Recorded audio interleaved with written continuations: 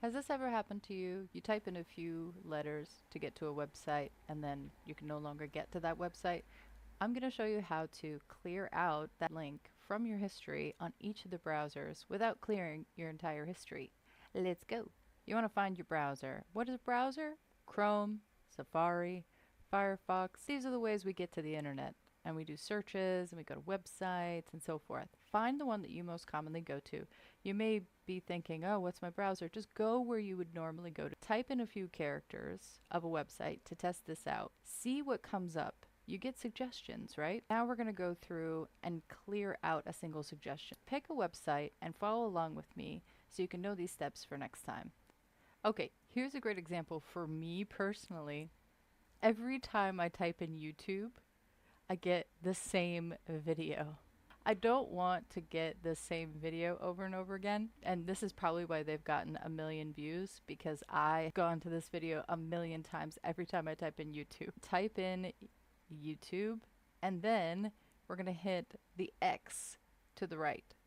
And you wouldn't think this works, but it works. And actually, I'm gonna do this for all YouTube videos, just so that I don't get anything else. So now I'm gonna close that tab, I'm gonna open a new one, and sure enough, I only get youtube.com or a YouTube Google search, which is fine with me.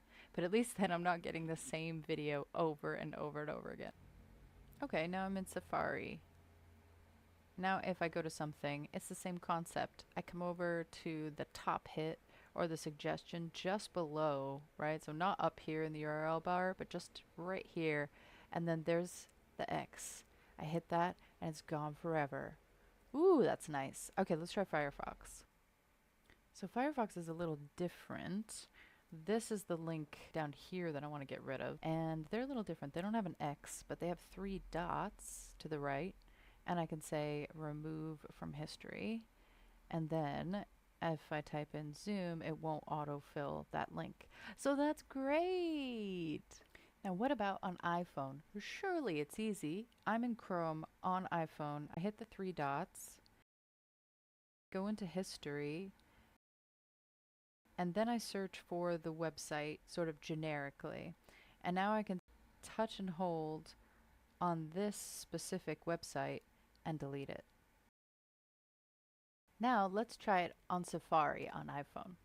So I'm in Safari and I hit the plus sign and I'm going to search for something. Okay, let's just say it is this item. Ooh, okay, so I'm deleting a bookmark. That is so interesting. So Safari, that's a tab, that's a bookmark, that's a reading list. So there's different categories, it looks like. Ah, okay, so if it has the clock icon, that is in your history.